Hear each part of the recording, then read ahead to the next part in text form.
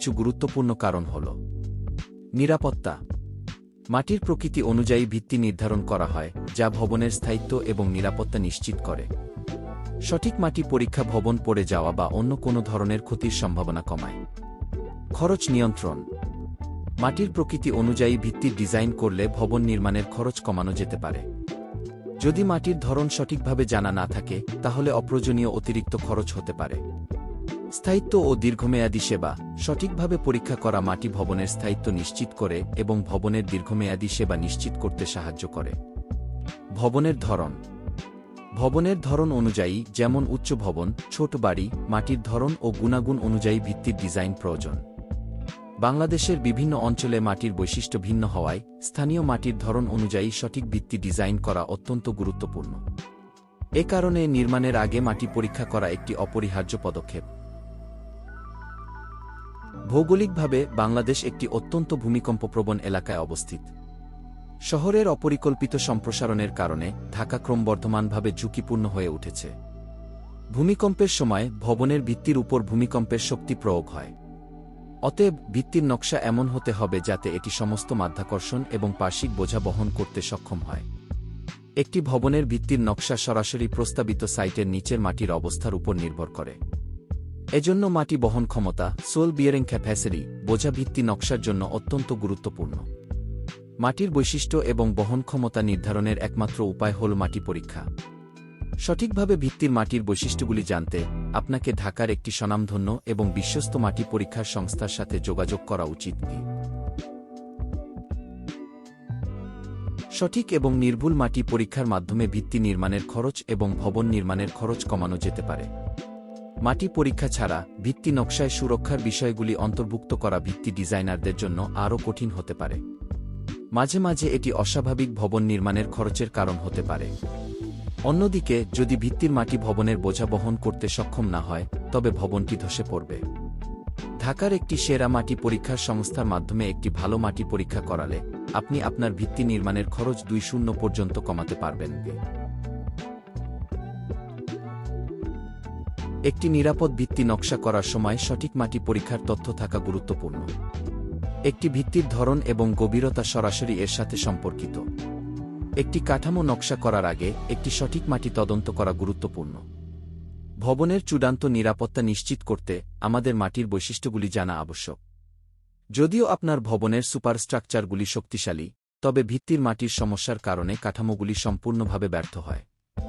একটি অনুপযুক্ত মাটি পরীক্ষা ভবনের কাঠামো পরীক্ষা করার সময় বিপজ্জনক ঘটনা ঘটাতে পারে।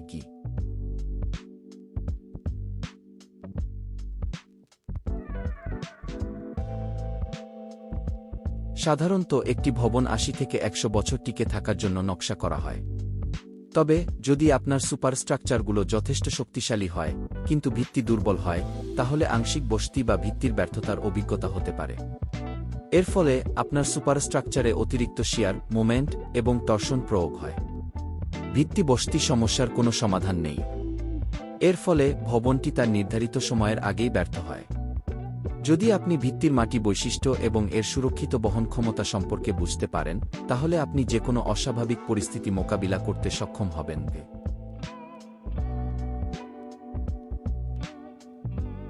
বাংলাদেশে ভবনের মাটি বহন ক্ষমতা বিভিন্ন পদ্ধতিতে নিরূপণ করা হয়।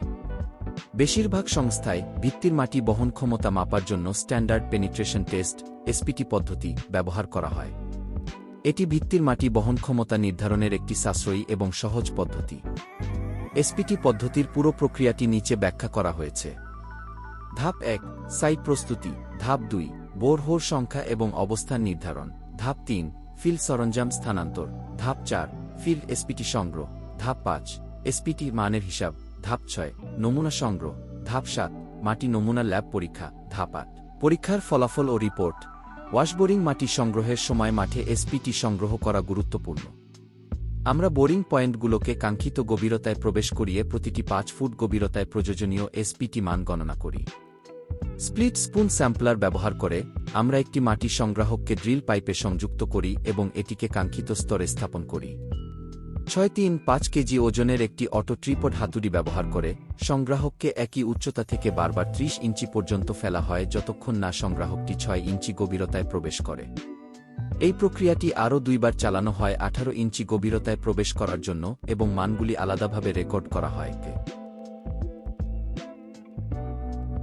রেকর্ডকৃত এসপিটি মানগুলি ব্যবহার করে আমরা সংশোধিত এসপিটি বা এসপিটির মূল্য গণনা করি। প্রথম 6 ইঞ্চি প্রবেশকে সিটিং ভ্যালু হিসাবে বিবেচনা করা হয় এবং এসপিটির মূল্য গণনার মধ্যে এটি গণনা করা হয় না। বাকি 12 ইঞ্চি প্রবেশের ঝাঁকিগুলিকে এসপিটির মূল্য হিসাবে গণনা করা হয়। খুব শক্ত বা পাথর জাতীয় মাটির ক্ষেত্রে 50 এসপিটির মূল্য সুপারিশ করা হয়। ফলস্বরূপ আমরা 50 এসপিটির মূল্য প্রাপ্তির জন্য প্রয়োজনীয় গভীরতা পর্যন্ত এসপিটি ঝাঁকি সংগ্রহ করি। গভীর ভিত্তির ক্ষেত্রে আমরা অন্তত 1 মিটার গভীর শক্ত মাটির স্তর খুঁজে দেখি। স্যাম্পলার মাটি পরীক্ষা করার সময় মাটি নমুনা সংগ্রহ করে। স্প্লিট স্পুন এসপিটি পরীক্ষায় বিকৃত মাটি নমুনা সংগ্রহের জন্য একটি টুল। অ্যাডাপ্টার স্প্লিট স্পুনকে ড্রিল রডের সাথে সংযুক্ত করে। নন রিটার্ন ভ্যালভ স্যাম্পলারের মধ্যে মাটি বা তরলের পেছনে প্রবাহ প্রতিরোধ করে। ডিস্টার্বড সোল স্যাম্পল পরিবর্তিত কাঠামোর মাটি নমুনা মৌলিক পরীক্ষার জন্য ব্যবহৃত হয়। Split spoon with drilling rod split স্পুনকে মাটিতে প্রবেশ করানোর জন্য ব্যবহৃত সমম্বর। 150 mm 3 স্পেস এসপিটি পরীক্ষার সময় 3টি 150 মিমি অংশ, যার শেষ 2টি ভ্যালু গণনার জন্য ব্যবহৃত হয়। হেড 760 mm এসপিটি হাতুড়ির জন্য মানক উচ্চতা। ব্লাউসফের 150 mm 150 মিমি গভীরতায় স্যাম্পলার প্রবাহিত করতে প্রয়োজনীয় হাতুড়ির সংখ্যা। বটম 150 mm সেট প্রাথমিক 150 মিমি প্রবেশ সাধারণত ভ্যালুতে গণনা করা হয় না। ধাপ 300 mm এসপিটি ভ্যালু পরবর্তী 300 মিমি প্রবেশের উপর গণনা করা হাতুড়ির সংখ্যা, যান ভ্যালু নির্ধারণ করতে ব্যবহৃত হয়। সাধারণত ওয়াশ বোরিং পদ্ধতিতে আমরা বিভিন্ন গভীরতায় 2 প্রকারের মাটির নমুনা সংগ্রহ করি।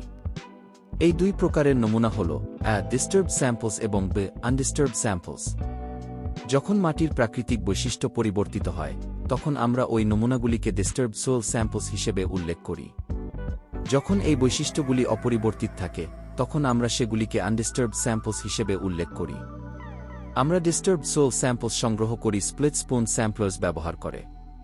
বিপরীতে আনডিস্টার্বড সোল থেকে মাটির নমুনা আমরা ফিস্টন স্যাম্পলার্স ব্যবহার করে সংগ্রহ করি। মাটি পরীক্ষা ল্যাবে আমরা ডিস্টার্বড এবং আনডিস্টার্বড মাটি নমুনা স্থানান্তর করি। আমরা একটি অভিজ্ঞ জিওটেকনিক্যাল ইঞ্জিনিয়ার দ্বারা বিশ্লেষণের জন্য মাটি নমুনা সংগ্রহ করি। প্রতিটি মাটি নমুনার মেকানিক্যাল বৈশিষ্ট্য পরীক্ষা করা হয়। মাটি নমুনা ল্যাবরেটরি পরীক্ষার পর ফলাফলগুলি সংকলিত এবং বিশ্লেষণ করা হয় একটি সম্পূর্ণ প্রতিবেদন প্রদান করতে। মাটি পরীক্ষা প্রতিবেদনটি অন্তর্ভুক্ত করে ফলাফলের সারাংশ, বিভিন্ন পরীক্ষার মূল ফলাফলের একটি সংক্ষিপ্ত বিবরণ। পরীক্ষার ফলাফল প্রতিটি পরীক্ষার বিস্তারিত ফলাফল, যেমন প্রাকৃতিক আর্দ্রতা বিষয়বস্তু, নির্দিষ্ট গরিষ্ঠতা, অ্যাটারবার্গ লিমিটস, মাটি ঘনত্ব, আকৃতি বিশ্লেষণ, হাইড্রোমিটার পরীক্ষা, সরাসরি শিয়ার পরীক্ষা, অবনমিত সংকোচন পরীক্ষা এবং ত্রৈমাসিক শিয়ার পরীক্ষা। ব্যাখ্যা ফলাফলগুলির বিশ্লেষণ, প্রকল্পের নকশা ও নির্মাণের জন্য এর প্রভাব সহ পরামর্শ, মাটি বৈশিষ্ট্যের উপর ভিত্তি করে প্রস্তাবনা, যদি প্রয়োজন হয় তবে নির্মাণ পরিকল্পনা বা ভিত্তির নকশায় সম্ভাব্য সমন্বয়গুলি অন্তর্ভুক্ত। গ্রাফ এবং টেবিল ডেটার দৃশ্যমান উপস্থাপনা, যা বোঝার এবং সিদ্ধান্ত নেওয়ার প্রক্রিয়া সহজ করে। এই প্রতিবেদনটি প্রকৌশলী এবং পরিকল্পনাকারীদের জন্য গুরুত্বপূর্ণ তথ্য প্রদান করে, যাতে নির্মাণ প্রকল্পের ডিজাইন এবং বাস্তবায়নে মাটি শর্তগুলি যথাযথভাবে বিবেচনা করা যায়। বোরিং বা ড্রিলিংয়ের সাহায্যে 5 ফুট অন্তর মাটির এস.পি.টি ভ্যালু নির্ণয় করা এবং মাটির নিরাপদ ভারবহন ক্ষমতা সেফ বিয়ারিং ক্যাপাসিটি এর উপরে। সয়েল টেস্ট রিপোর্ট হাতে আসলে অনেকে রেকমেন্ডেশনস যা লেখা থাকে তা নিয়ে চিন্তায় পড়ে যান। মনে করেন সেটাই শেষ কথা। আসলে সেটা শেষ কথা তো নয়, বরং কোনো কথার পর্যায়েই পড়ে না। রিপোর্ট মানে হচ্ছে ইনফরমেশন। এখন ইনফরমেশন অনুযায়ী ফাউন্ডেশন কি হবে তা ঠিক করবেন একজন জিওটেকনিক্যাল ইঞ্জিনিয়ার। খুব সহজেই সোল এর ভ্যালু দেখে জেনে নিন মাটির অবস্থা। ভ্যালু 2 বা এর কম হলে ভেরি সফট মাটি বুঝতে হবে, যার ভার বহন ক্ষমতা প্রতি বর্গমিটারে মাত্র 2 টন। ভ্যালু 2.5 হলে সফট মাটি, ভারবহন ক্ষমতা 2.5 টন সাম।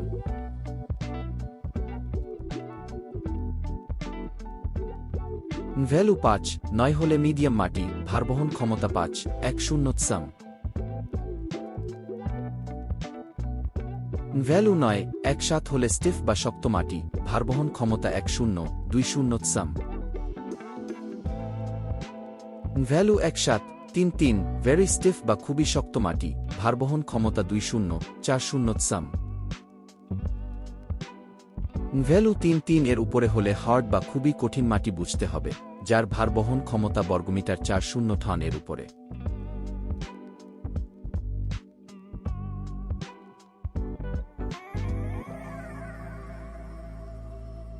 কতটুকু জমির জন্য কতটি বোরহোল করতে হবে?